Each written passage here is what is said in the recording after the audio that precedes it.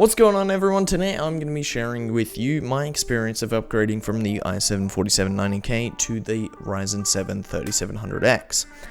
So first up, let's talk about the process of the upgrade. How easy was it? It was pretty much as simple as any other upgrade, but even simpler at that point, because generally when you're switching from an Intel rig to an AMD rig, you're gonna run into problems on Windows, blue screening, and all that jazz. However, it ended up being as simple as plugging in my OS drive and bam, Windows was already ready to use. However, I did end up losing my Windows activation key.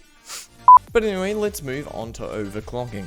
My 4790K was able to go up to around 4.6 to 4.7 GHz at 1.28 volts from the stock 4 to 4.2 GHz.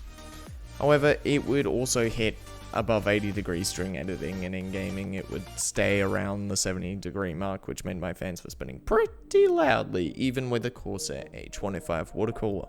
As for my 3700X, it was a little harder to OC. This might have been because PBO was already overclocking the absolute hell out of the chip, or it's the limited nature of the Zen architecture. Basically, I was able to get it to about 4.4 GHz stable at 1.45 volts, which you probably know isn't a great voltage to be running daily, so I guess the 4790K takes the cake here. Now for the performance. My 4790K at 4.6 GHz was pretty much able to match my 3700X in gaming, probably due to its decent clock speed and IPC.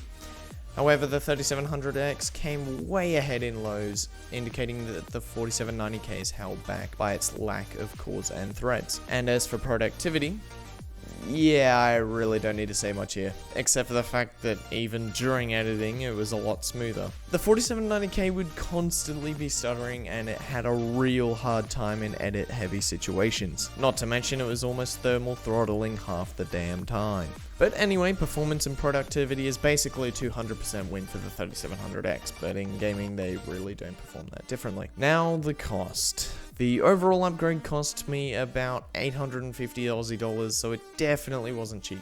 However, the 4790K and Z97 motherboard recouped about $350 of the cost, bringing the overall cost down to about $500. With that $500, I effectively got double the performance in productivity tasks, better lows in gaming, meaning less stuttering and hiccups, and I also upgraded from 16 gigs of DDR3 to a whopping 32 gigs of 3000 MHz DDR4. So, is it worth it? I'd say if you do a lot of productivity tasks where you're rendering out stuff all day long, it's definitely worth it. However, if you're looking for better FPS in games, I'd suggest holding on to that 4790K for a little while longer. So that does it for this video. If you guys enjoyed it, feel free to chuck me a like, and if you want to see more tech content like this, then you might also want to consider subscribing. Anyway, I'll see you all in the next one.